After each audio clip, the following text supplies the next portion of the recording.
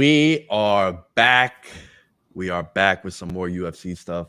My guy Mickey, Big Brain Bets. What it do? Hey, we're back. Overall, a great card on that last one we had there. A lot of great fights. We saw probably one of the knockouts of the year, and Michael Chandler. That was just an insane one. And then we also saw it was a highs and lows, man. We saw probably one of the most boring fights that has been in the UFC in quite some time as well with the Rose fight. So, I mean, really, that card had everything. It had the excitement. It had the boring. It had pretty much everything you could ask for, I guess. Yeah, and to top it off, maybe round of the year so far. That main event was just Oliveira gets dropped a couple times. Gaethje gets stunned. 15 seconds into the fight. It went kind of the way I expected it to go. You saw Gaethje wanted nothing to do with the ground game. I remember last week when we did this, we both kind of agreed that Oliveira, this fight was not going to go to the distance, right? Like there was no chance that it was minus 600. I said, look, that's my favorite. That's a lock of the card. Not so much a hot take, but I loved Oliveira by submission, and I bet Gaethje by knockout. And I had a couple parlays pending for hashtag screenshot life, but Rose let us down. As far as a recap goes, I don't want to recap too much, Mickey, but I loved what you dropped in the group chat about Oliveira and just the process of betting on someone that has missed weight. And I think it was an absolute gem. So just share that with the people, dude, because it was on point. Oh, 100%. I mean, we talked about in the group chat, we talked about if you'd liked Charles before that weight drop, the weight missing by 0.5, I don't think you should have backed out of that. If anything, you got better line, you got better value because everyone and their brother started hammering Gaethje on that one. So I think the value got even better for him. He was still going to be determined. He wasn't. I saw a lot of people saying he has nothing to fight for. He had everything to fight for. If he would have lost that fight, he's getting knocked way down the ladder there. Missing weight and getting losing that fight would have really been a big damage for him. But he came out and showed he's still the champ. He said it before the fight. He is the champ. So officially he's not the champ, but he is the champ right now, guys. He showed a lot of heart in that fight to still come out there and to put on a show. And like you said, it went the way we thought it would. There, Justin had a puncher's chance. He dropped him a couple times. You saw he would not go into those engagements on the ground. Eventually, though, Charles got it to where he wanted it, and that's how he got the submission. Yeah, dude, and he missed it by 0.5, right? Like I know it's a big deal that he missed the weight, but it's 0.5, and some other commissions that doesn't happen. And also, he didn't look sucked out. He didn't look like those famous clips of people holding on and stumbling off the scale. Like he looked fine. He's putting his hands in the air. He thought he had it. He thought he had it multiple times. Yeah, he didn't look hurt. And there were no reports of backstage Charles is struggling. It's like no, he just unfortunate. Sometimes your body just stops cutting. And yeah, I couldn't agree with you more. He's the best 155er in the world, and that's a title defense in my opinion. But enough about that. Let's dive into this week's card. It's headlined by Rakic and former champ Jan Blachowicz. But before we get to the main event, first up, and I want to give myself a pat on the back and a short round of applause to you, because last week we had a situation where I said, I'm not taking Rodriguez, a debuting fighter, against a veteran who, he had one fight in the UFC, but still a veteran in that sense, at minus 350. Like, I'm not doing it. And you were on Vergara last week, so hats off to you. That was a full fade for me. It was a dog or pass kind of fight. But this week we have Tyara minus 240 against Candelario at plus 185. The reason why I opened up the conversation with that, Mickey, is because these are two guys making their debuts in the UFC officially. So I'm gonna throw it to you because you were a little bit more hyped to talk about this one. How do you feel about this fight? Yeah, I mean, so this is similar to what we had the last week, except for these guys are both making their debuts. But man, this Tyara has been he's a guy that I just cannot wait to see debut in here. You see the record on the screen, 10-0. He's had some electric fights. I like him here. I like him as a parlay piece. The juice is too much for me to play on in an individual play in my personal preference. But we've seen him do some crazy stuff. He's had some rear naked chokes, triangle chokes. He's getting finishes out the wazoo right now. So I'm sure he's going to come into the UFC and look to make a nice debut. But I think some of those stats aren't really quite on there because a lot of these weren't in the UFC or any. So I guess that's probably why he doesn't have those stats in there. But I like him as a parlay piece here. I don't know about what your thoughts about it are. He has had some exciting finishes. He is someone that hunts the finish, which is something I always like, and especially making your debut, you're hyped. Maybe you want that bonus also. You kind of sold me on it, on that being a parlay piece. I'm probably, with big favorites like this, when it's an unknown, I'm probably never going to just lay money on it on its own as a straight bet. Parlay piece, I'm a little bit more intrigued. What I find interesting is Taria inside the distance is plus 120, and the fight doesn't go to distance is minus 180. So I think there's some value on there, especially where one guy is more of a finisher as opposed to the other. But again, it's something it's one of my favorite things to say in sports betting, dude, across all sports. It's like pursue with caution. I kind of am hesitant when I don't know enough about him. I don't know what his resume was. What was the caliber of fighters he was fighting? So to me, it's a pass, though I do like what you said about as a parlay piece. I do think I also think the UFC might be trying to feed him, not necessarily like an easy fight, but I do think they're trying to build this Japanese market. I think they want him to get this win.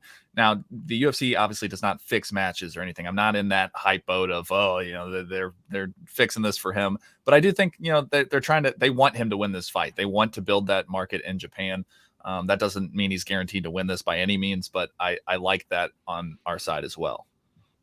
Yeah, listen, I'm not someone that's into the conspiracy stuff, but let's not be naive. They do give people layup fights, right? We've seen O'Malley just got booked against Pedro Munoz because everyone's like, dude, how many of these not even sniffing top 15 guys is he just going to put on highlight reels? Let's see a big step up. So, yeah, I do agree with you that they do that sometimes, but I'm with you on Taria is probably where I'm going as a parlay piece. But to me, I'm not as confident as you seem to be on that one. I am confident in this next fight. For everyone that knows me, my last name is Dais, D-A-I-S, but I always got Diaz growing up. And I like to say that Nick and Nate are my MMA cousins. And the reason why I bring this up, Mickey, is because Maximov is a member of the Nick Diaz Academy. He is one of the Stockton boys. He's minus 380 going up against Petrosky, who Petrosky I actually have ran into and I'm familiar with because he runs with Sean Brady and some of the guys out of Philly. He's a very, very tough fighter too. Northeast region. So we got a little East Coast, West Coast here.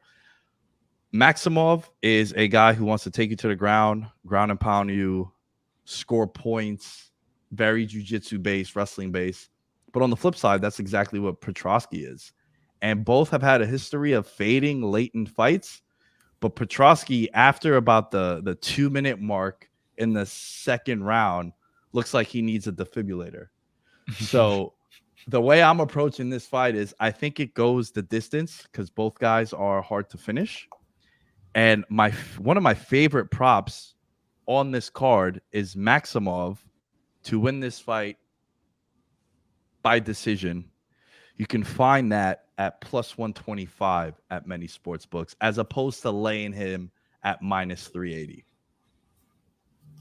Yeah, I agree with you there. I think I love Maximov on this spot. Obviously, he's he's in the minus 300 range, so he's got a lot of juice there. But I do think there's some good angles. I think you getting him by decision is a good angle. I think even inside the distance, you can make an argument for too, simply because of what you had just said. Petrosky looks like he's going to die later in these fights, and Maximov's not going to necessarily go out there and just try to knock him out in the first 10 seconds. This probably will be going to the later rounds. So unless Petrosky's fixed a lot of these problems, I mean, we could see him just practically laying there. Maybe even just it doesn't have to be, if a guy's not defending himself, a fight can get called. So I think getting both of those at plus money is not a bad look there. I think Maximov's also a great parlay piece as well. We talked about that earlier. A little sneak preview to it. I do have him parlayed with the fight we just talked about in one of my parlays, simply because I think this is one of my most confident fights that I think Maximov will win this fight. Oh yeah, I'm on board too. He's a part of my big money, big favorite parlay I like doing. One other thing I find interesting at 10-1, Maximov wins in the third round. If we both seem to have the same sentiment of Petrosky late in fights, gassing, this could be just one of those.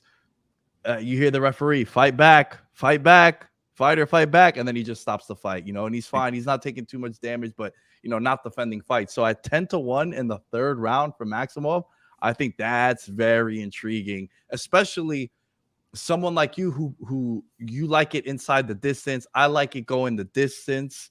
Why not maybe find a middle ground in the third round and then everyone eats? Right. I 100% could see that. I think that's a great value spot there. 10-1 just seems insane for that. That's how I would approach that fight. Is there anything else on this one? No, I think that's about it. I didn't even think about the round 3 value there. I think that's a great find. Dude, I always do. I like to call it buy a condo parlay. I find 4 or 5 fighters and try to pick what round they're going to win in. And, you can lay like $10 for like $32,000. Like, it's some crazy ass payouts. But, you got to find Maximov round 3 by submission, and that's 15-1. Or, you can find Rakic in the first round by knockout. So there's so many different ways, but those are like 8-1, 9-1 props that I like to always. You never know. Crazier things have happened, right? It's Lambo parlay. All right, let's get into the main card, dude. Because not a lot of other fights that I'm interested in on the prelims. But one that caught both of our attentions is Caitlin Chukagian at -180 going up against Amanda Ribas. Ribas was a big prospect. They were pushing a lot, then lost some of her momentum with some losses. Rodriguez really stopped that momentum, finishing her on her feet. Caitlin Chukagian and 10 UFC wins, all 10 by decision.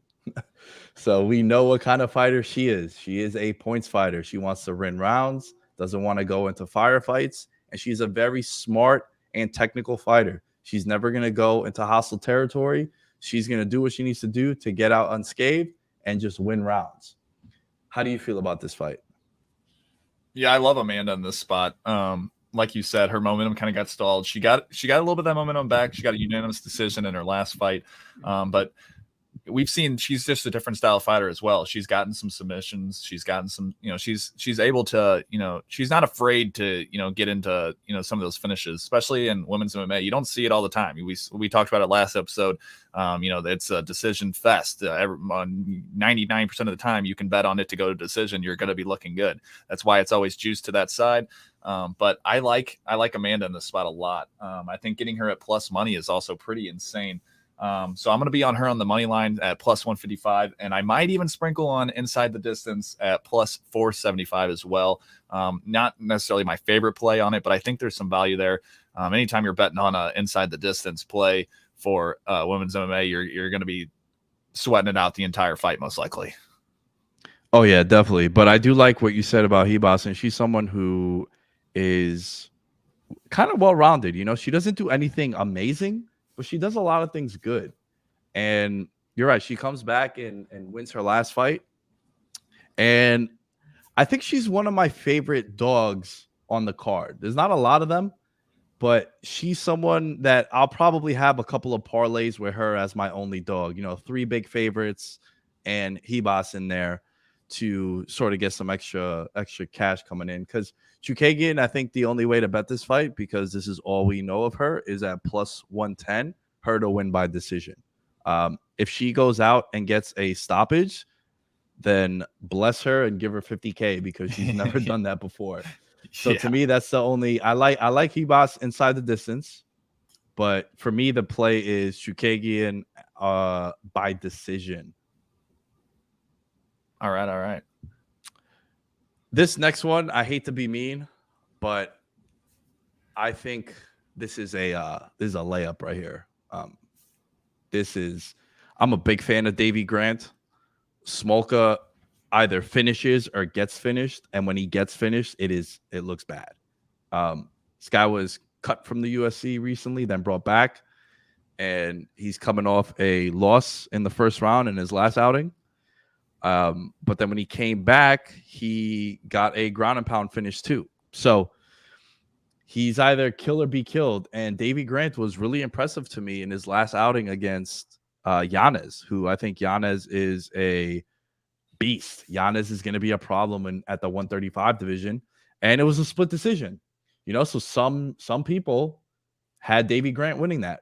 He's minus 300, and Mickey, I don't think he's a big enough favorite in this one. It should be bigger. Honestly, like it's weird saying like minus 300 and you think it's not a big enough favorite. But I agree with you there. I think that that, like you said, there's no layups especially in MMA, but this one feels like a slam dunk. I think I think you already broke it down about as good as you can. I think Grant's going to probably just pummel the, Smoka.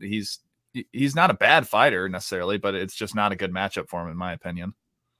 Yeah. And also, you're looking at Davy Grant, who his last 2 losses are decision losses. One to Cheeto Vera, Cheeto's on fire right now. Yeah. Coming off a big win against Rob Font. And then Yanez, who is another big prospect who just got booked on a June fight night in Texas. So to me, Davy Grant inside the distance is how I'm going to bet him, and with the utmost confidence too. I think it's minus 125 at some places. You can find it at plus even money, so plus 100, plus 105 around there. All I know about Smoka is that he gets finished. And Davy Grant is a really tough dude. If Yanez couldn't put him away, if Cheeto Vera couldn't put him away, to me, I think it's Davy Grant inside the distance, and it might be my favorite bet on the entire card, Mickey. Yeah, I love the inside the distance for Davy Grant. I also like the under. I think under 2.5 is a good angle there too. Because like you said, Smoka doesn't, he either gets finished or finishes. So if he does pull out something there, then you're kind of covered on both sides. You're just going to have to pay a little more juice on that side if you like that. So it might be a little bit of a safer play, because I do think, Grant either torches him or maybe Smoka pulls out something. I don't really see it happening, but it is a possibility. But I don't see him winning like a decision or anything like that. So under 2.5, it's a little bit of juice. I think it's in like the minus 160 range right now, but I think that's a pretty decent play there as well. And fun fact, this fight was originally booked back in 2020, and I did some research on this. Grant actually opened up as a bigger favorite in that outing than what he is now. So I don't know what's happened in between then, but Grant coming off back-to-back losses, maybe that's why we're seeing him a little undervalued, which, just a general rule of thumb, Mickey, one thing I really love doing, man, and I would love to hear your thoughts on this, is there are certain fights where a guy loses or a girl loses, but they look so good that you're just excited to bet them their next fight, because there's either going to be public perception is going to be down on them, or like Grant in this one. Grant, I really think, should be minus 400, minus 500. He should be the biggest favorite on this card, and he's not. And I'm just foaming at the mouth at these odds here. Oh, I agree. Especially say a guy gets kind of robbed in a split decision. By the time they fight again, this isn't like the NFL. It's not like, you lose on an overtime play or something, and then you play next week. It's still fresh in people's mind. It's months sometimes before they fight again. People just look at they look back and say, oh, okay, he lost here. They don't remember it's a split decision. They don't sometimes remember, the public perception of it either. Like a lot of times, a lot of people think, okay, this guy won that split decision. I thought he won that fight. And but it's going down as a loss in their scorebook, and so sometimes you can get that value there too. Like, I don't think he looked that bad in that last fight, and so there's a lot of times I'll be watching a fight as it happened to see the decision, and I'm like, I already have in my mind, like, I cannot wait to bet that guy next fight. Yep, and that's Davy Grant for me in this one, especially his opponent. I think it's very, very confident, especially how much time we actually spent on this breakdown too. You can kind of tell. Yeah, I think it goes the other way too, to be honest. Like, I don't know if you have those guys where you're like, I can't wait to fade that guy next fight. Like, dude, I can tell you right now off the top of my head, the guy just got cut from the UFC, Chris Moutinho. Chris Moutinho fights Sean O'Malley, and everyone's raving about how tough he was, and the fight gets stopped with like 10 seconds to go. But it's like, dude ate like 4,000 strikes. Like, what are we doing? Like, yeah, he was tough and it was impressive and he had the hair, but for him to open up his next fight at minus 220 against a veteran guy that's, been in the game, got stopped in the first round. I was like, oh, yeah, I liked him and I wanted to root for him and stuff. But, as far as an odds wise, that was just a wild one in my opinion there. Yeah, yeah. Listen, rooting and rooting for your pockets are two different things. You know what Oh, I'm saying? 100%. This co-main is it's pretty interesting to me, man. And we got Ryan Spann against Ian Cutelaba. Cutelaba at minus 220. Both guys have had some big spotlight fights and have dropped the ball. So I don't know where I'm gauging them as far as the 205 division. Can they be top fivers, top 10 guys? I'm not really sure. But I think these are two tough opponents. And early indications got a lot to still break down and discuss, and want to hear your thoughts. I'm leaning towards the dog here a little bit. Yeah, I mean that's fair. Usually that's the angle I like to take here. We saw some decent dogs last week, but I'm trying to cut back on my dogs a little bit, man. I like Ion Cutelaba here. To be honest, I think that he's just the better fighter. I think he's had some tough breaks. He got knocked out by Ankalaev a couple times, but other than that, he's looked pretty good. He knocked out Roundtree. He had that draw against Jacoby. I like he's on a fight win streak. It's only a 1 fight win streak, but he's coming into this looking pretty good. I like him here. He's going to be a parlay piece for me again. I think he's a good parlay piece. He's not someone I'm probably going to play separately unless I can find a different angle by the time fight week comes. These lines change some, but right now he's a parlay piece for me. So interested to hear why you're leaning towards the dog in this one. I like the strength of schedule. He's fought some tough opponents. Like, I know he lost to Johnny Walker, but that was a questionable shot behind the head. Anthony Smith also in his last fight. Like, this is a guy who challenged for the title. And I like that he's main evented a card also. So, he has the gas tank for it.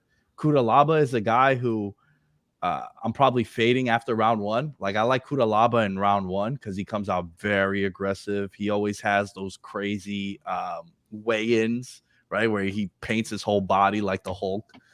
So to me, I like Cutelaba. If I'm gonna bet Cutelaba, I'm probably gonna take him in the first round as like a prop. And what I have here, when you're looking at that, Cutelaba to win in the first round is plus 150. And then it just fades as the fight goes on. And then Spann, I think there's a way that he could cruise to a decision. If he could avoid that initial storm in the first round, I think Spann after round 1 live in fight betting, I'm into. It's a dog or pass for me on this card. And I know you're on the favorite, which I understand too. Yeah, no, I definitely think there's times where there's some value for it, and I'm never going to knock anybody for taking a dog, especially in the UFC. I mean, anyone's got a chance in any fight, especially when you start laying some of these wider lines. Some of these guys definitely warrant these lines, but anything can happen in a UFC fight, and we've seen that. Yeah, and Spann, I think, is the better striker of the two, and he got some power, man. In the 205 division, it doesn't take much. 205 heavyweight, it doesn't take much. And I think Cutelaba could get a little wild, like we've seen him in the past.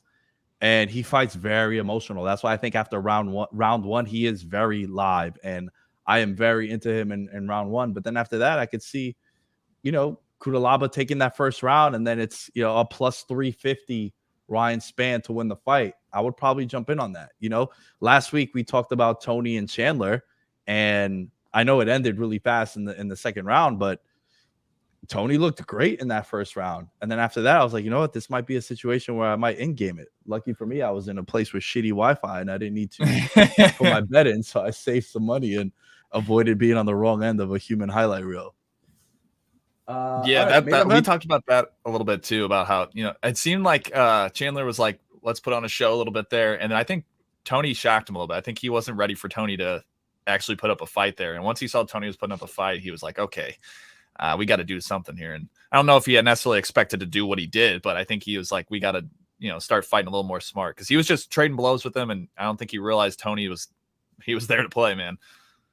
Dude, it was so unfortunate because that's the best Tony's looked in a very, very long time. And then for him to go out like that, but look, that's the fight game. Chandler was on the receiving end of being finished a couple times also. So, it happens. All right, main event time. I think this fight, Mickey, is a weird one. To me, it's two fighters that personally I'm not a big fan of.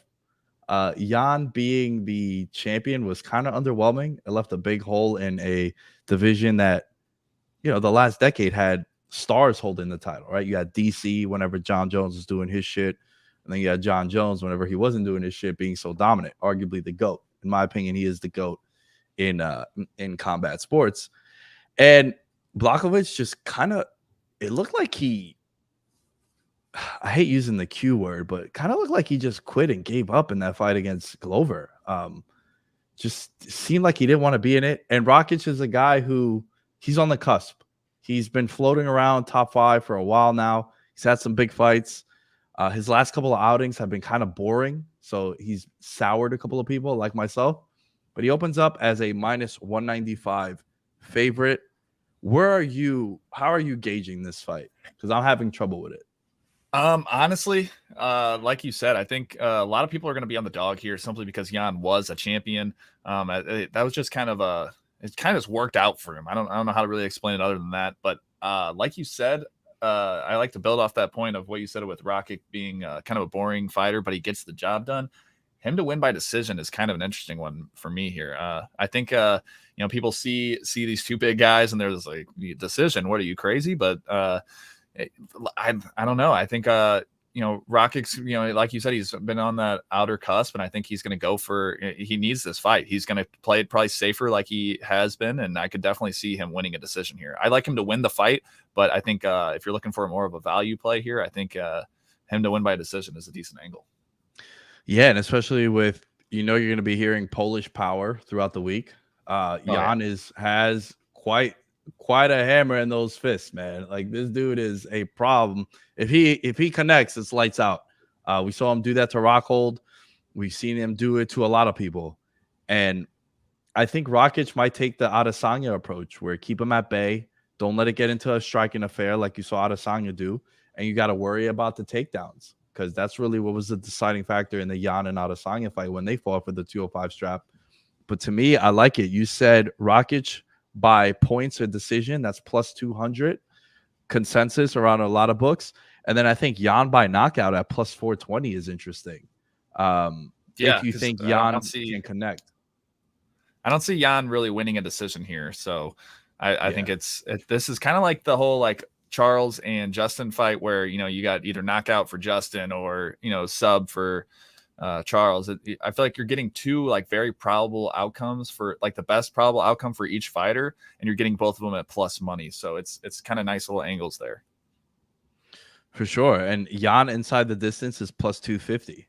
So if you think, and you get the same odds as, well, somewhat plus 420 on the knockout. But yeah, in the event he takes him down and, catches him in something on the ground, I think plus 250 inside the distance for Jan is very interesting.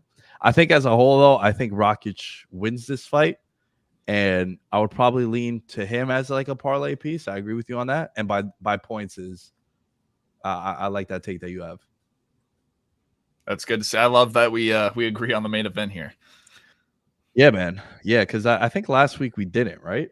Weren't we conflicted? Last week, I think so what did you end up? You had Charles by sub and you had Justin by, so I played both sides kind of it, but just the way I would have bet that fight. Yeah. Right. I didn't put anything on my official card, but I said, I was probably going to end up betting on Justin, and I did just because it was a hard bet. But in my head the whole time, it was like, I know what's going to happen, and it ended up happening. So yeah, that was a kind of a hard bet. I didn't put it on my card. I wouldn't want anyone to have to, it wasn't something that it wasn't a smart money bet. It was a fan bet there.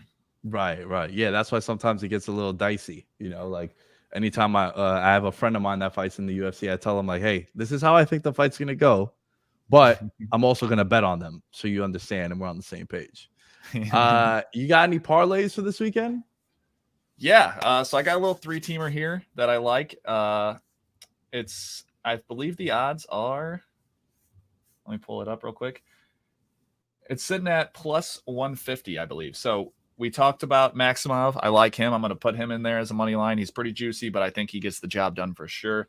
And then we got the Japanese, making the debut there. We got Taira, I think that's how you say his name. Not the most fluent in Japanese there, and then Cutelaba is the one to round it out there. So 3 legs there: Cutelaba, Taira, and Maximov, and that's sitting at like plus 150 right now. So I like all 3 of those guys, and I like that as a little parlay piece there. Yeah, pretty similar odds to my parlay, plus 143. Rakic, Maximov, and Davy Grant, all to just win outright. And if you want to get a little funky, you could get 53 to 1 odds. Maximov by points, Rakic by points, and Davy Grant inside the distance. I think that's a little juicy also. I like that. I can't believe that's 53 to 1. Sir. So what's your best bet? If you had to pick one, like you need to pay the mortgage this month, you got to do it. This is your lock, your best bet. Where are you going? Juice out the door. I'm going Maximov money line. If you're just like, I'm putting the house on it and we're hoping to get some back. If you're wanting a little bit less, I like Cutelaba there too as well. I think at minus 230, I like that. I think he gets it done. If we're just talking straight money line. Yeah. I like to get a little funky and like to put houses on the line when I do this. Davy Grant plus 120 inside the distance. Ooh. I am not a Smolka guy at all. I've seen him time and time. To me, Davy Grant gets finished. I think he's undervalued. And Smolka is someone who just gets finished when he loses. He doesn't lose decisions. He gets put away. So I like Davy Grant as well. I think he's like in my top 3 of those. Those are my 3 top of the fight. I think those 3 are pretty locks there. Tremendous, man. This was fun once again. As always, shout out to our sponsor, ATS Spot. And we will catch you guys next week.